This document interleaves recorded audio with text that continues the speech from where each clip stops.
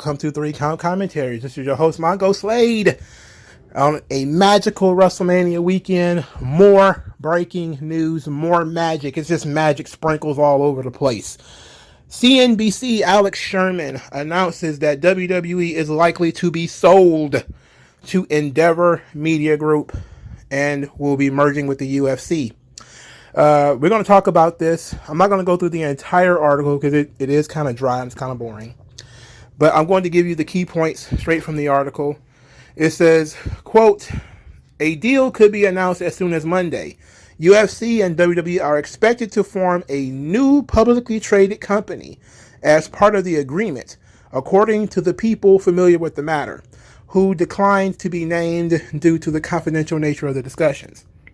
Endeavor is slated to own 51% of the new Combat Sports and Entertainment Company, while WWE shareholders would get 49%, according to the people. The Endeavor deal gives WWE an enterprise value of $9.3 billion. Emmanuel is expected to act as chief executive of Endeavor and the new company. McMahon, likewise, is expected to be executive chairman, while Endeavor president Mark Shapiro will also work in the same role at the new company. Dana White will remain as president of UFC, while WWE CEO Nick Khan will serve as president of the wrestling business. All right, so the rest of the article talks about UFC and WWE, etc. We don't need to talk about that. So there's going to be a lot of personnel changes. That's the first thing we need to come out of this. There's going to be a lot of personnel changes. A lot of senior vice presidents of blah, blah, blah, blah, blah, and president over yada, yada, yada. Those guys are probably going to get canned. It's unfortunate, but that's how mergers and acquisitions work. So there's going to be a lot of personnel changes on that side. What wrestling fans care mostly about is the wrestling side. What's going to happen to creative? Now, if Endeavor takes the same approach with WWE that they took with UFC, then we won't see as much change with the creative. The reason being is that they don't really get involved at all with what Dana White is doing with the UFC. They don't really have any interest in messing with that business. Dana White pretty much helped build the MMA industry, and they don't seek to disrupt that by sticking their fingers in it, and seemingly they don't do the same thing to WWE. They're not going to want to stick their fingers into WWE and muck things up too much. There's a lot of questions that spin out of this thing. A lot of people are worried about talent, which is a good thing to be worried about. There's far more WWE wrestlers than there are UFC fighters. You also talk about more expenditures in terms of traveling because there are more shows to run in WWE. They invest more in recruiting talent and training talent. What's going to happen to the Performance Center? Is there going to be some changes to NXT? Is there going to be some changes to the way they recruit talent? That might be something that comes out of this too, if this is all works out that way. It's just a lot to think about. It's a lot to take in. And of course, a lot of people are going to be asking about talent pay. When they look at UFC, they say they only make 17% of total revenue. What about wrestlers who probably don't even make that much? It's just a lot of things that people are concerned about. Most people are jumping towards creative and talent, and what does the talent think? What does the talent what do they go through or whatever? We don't know yet. Okay, so for starters, let the deal get done and be announced publicly first, because I was confused after reading the CNBC article. Like, okay, how could WWE shareholders own 49% of a company if WWE no longer exists? If it's, merged with some other, with UFC. Then, after some thought, and I said, okay, it sounds more like Endeavor is buying 51% of WWE, which, is still not confirmed, but seems to be the simplest explanation for what's actually happening here, is that Endeavor is just going to buy a majority ownership of WWE, which would leave Vince McMahon 49% of the company. It's an interesting scenario that Vince would not be his own boss anymore, but he would still be working for Endeavor, but will have significant amount of power still in the wrestling end. Except for he'll basically turning over the live events, the marketing and promotion, the sponsorships, and all this kind of stuff over to Endeavor, which, is all fine by me. Everybody, of course, being a complete and total humanoid, is concerned about Vince McMahon running creative. The guy is 80. Okay? Even if he did take over creative, he could conk out at any time. Don't concern yourself with whether he's running creative or not. I am thinking a lot about talent. I am thinking about talent cuts. I am thinking about pay cuts that they might ask talent to take because it cuts into revenue streams or whatever. Or something like this where you have these favorable deals like Roman Reigns or Brock Lesnar where these guys make a lot of money but they make few appearances. Will Endeavor require them to make more appearances? Will they push for more appearances? What about house shows? They may say that house shows are unnecessary expense. AEW doesn't run house shows, at least not really. We don't need to run house shows. I mean, UFC doesn't run house shows. We don't need to run house shows. That's something that could possibly occur. I don't think it'll affect, the big shows like WrestleMania and Royal Rumble that much unless Endeavor decides to pull the same trick with WWE that they pulled with UFC, which is upcharging. And we talked about this in a previous video that Nick Khan was asked questions about upcharging in an interview that he did over WrestleMania weekend. He asked about upcharging, and his response was monetization versus growth. That wrestling has grown when it's more accessible to people.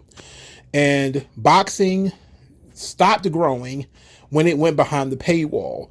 UFC kept its programs accessible to people, therefore it started to grow. But UFC is in this weird space between boxing and pro wrestling where it's on television enough for people to have access to it, but it's behind a paywall enough for the revenue to really go up.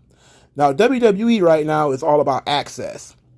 They have, basic cable deal on USA, and they have a live television, a traditional television with Fox, and they also have streaming with Peacock, and you don't have to pay for Peacock unless I think you do now. Some people might have to pay for Peacock now.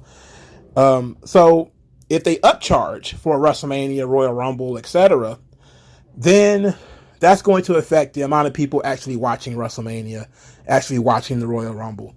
And it will put pressure on the creative, because one of the things that we heard from, Alvarez and Meltzer and all these guys is that WWE has no incentive to write better shows when all the money is guaranteed. And that part is true, and that's what I gave them all the credit for. It's a really smart analysis. So if they're going to have upcharges, then the creative has to improve, because then you're asking people to pay more on top of, whatever free service or maybe some kind of paid service plus more for Peacock or whatever. That's entirely possible. Another thing that might affect us, the fans, is that WWE, if they were to be sold to Endeavor, Endeavor doesn't own any television networks, which means that the core financial benefit of WWE, which is its ability to negotiate TV rights deals, that stays in place. Because they will still have to negotiate with Apple and Comcast and Fox and all these other network and Peacock, etc. They will still have to negotiate with them. So that's a positive. That's a good thing. Because if they were owned by NBC, then the media rights deal issue would be a dead one. And you will be talking about probably even more in the way of cuts, as they wouldn't have these gigantic media rights fees coming in. So that's good. That's something to consider if you're a wrestling fan. You want WWE to have the ability to go from one network to another and to secure deals. So there's a lot to look into here. If you're a person that is worried about talent, there may be some talent cuts. We don't know what Endeavor's goals are going to be in terms of what they're expecting to spend on WWE, what they're expecting WWE to spend. There'll probably be some kind of budget that they're going to be on. If you're worried about their television, that's, doesn't change too much. You still have to negotiate TV rights deals. If you're worried about the creative, that's not going to change very much, at least not right now. Triple H seems to be firmly in the seat. There's nothing that I can see that's going to say that Vince or anybody else is going to take over. That's not usually what Endeavor does. So we're not too concerned about that. If you're concerned about talent pay, that might be a concern, considering Endeavor is not doing anything about UFC talent pay. And I don't know if there's anything to be done. I haven't studied the UFC talent pay thing. I've only listened to people complain about it. And only people who complain about it seem to be people who are not making big money. And that's just typical of any business. If you feel like you should be making big money and you're not, you're going to go to the media and complain. There's always somebody willing to sit and listen to you bitch and whine about how much money you should be making. So, that's just a thing that exists and is always going to exist. So, until we get more information, all we've got here is a mostly credible story. I know it's still people familiar with the matter, which I'm not a fan of. But considering there are NDAs involved with these discussions, nobody will ever be able to go on record and talk about it anyway until it's actually settled.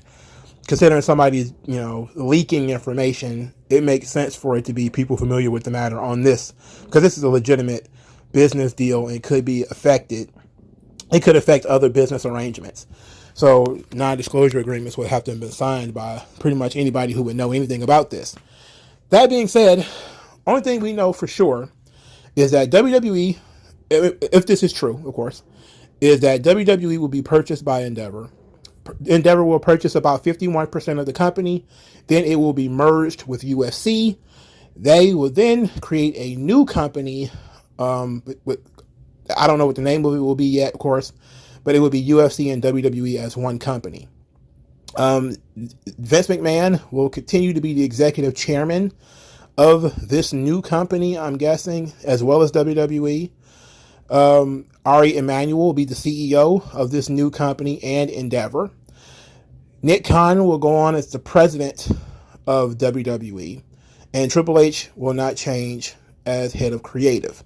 That's as far as I understand it right now. Now, I'm a person that I like to say I'm a jack of all trades. I know a little bit about a lot of different subjects. This is one of those subjects where I don't know that much about it. I don't know that much about the nuts and bolts of mergers and acquisitions. That being said, I'm going to continue to poke around for more information from people who probably are a little bit more knowledgeable than I am about this thing. And we'll all learn together. How about that? But it's a very exciting time for people who like change. For me, I'm not a big fan of change. I don't like the idea of people other than I don't like people who don't understand wrestling dealing with wrestling. It just never works out. But as long as those people stay on their side of the fence and doesn't fuck with our wrestling thing, it ought to work out swimmingly. The problem is they never manage to do that. Even if they make this promise today, it's like, I hate to put it in a very crude language for people who might be listening to me, but you can't unfuck somebody, right? Like once you make the plan to have sex with somebody, you can't unfuck them.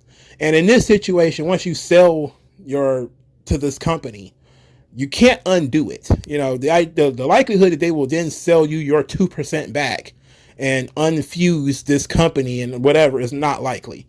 So the idea for me is once this is done, it's done. Right? And it's permanent. So for me, I'm not a big fan of change, and you can't undo these things. And I'm not a big fan of it personally, but that's just because I know that I'm I'm a person that doesn't really like change. I'm a creature of habit. And I don't know that much about Ari Emanuel, and I never have needed to know anything about this guy because, I'm a casual UFC watcher. I'll watch it occasionally, but I've never been in the muck and the mire of caring about who owns that company or what they're doing. I mean, Dana White's been the public face of it. Whenever something happens, Dana White has the answers to the questions. Nothing really has changed from that respect. And so I'm guessing the same thing is going to happen in WWE. That when there's questions, there'll probably be either a McMahon or Nick Khan or somebody there to answer it. But, I'm just thinking about 15 years from now when Vince is gone and Triple H is gone and Nick Khan probably has wandered off into something else. Who's going to be stuck with the bag is going to be this guy who knows nothing about wrestling. He's just the CEO of a company, and he's going to have to find somebody to run this wrestling business that he's got. And we're going to be stuck here basically with WCW all over again.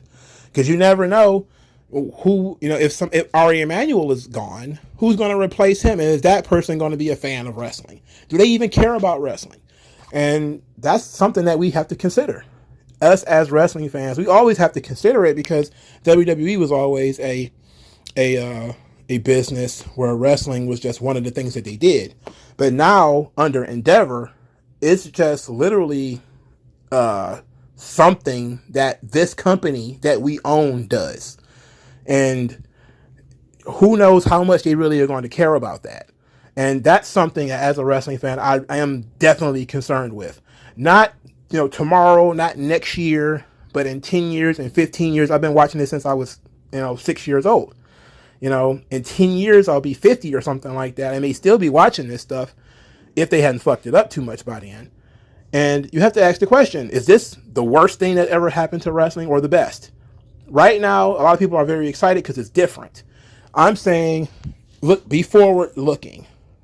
This could be the death of what we know as WWE. And it could, morph into something completely different in 10 years when all the players that we know today are no longer there. I would have been far more interested in WWE as a standalone entity, because at least the shareholders of the company would have said to themselves, hey, we're a wrestling promotion. That's our core business. But it's not the core business of Endeavor. Endeavor, it's not the core business of them to put on a professional wrestling product. They just want to generate revenue. How they choose to do that is going to be up in the air. And as a wrestling fan, I care about the wrestling part. Ultimately, I do love stories and that kind of shit, but the wrestling part is very important. And if people don't care about it, we're stuck. It is what it is, though. So let me know what you guys think. Are you guys excited? Not excited? What do you guys know about Endeavor?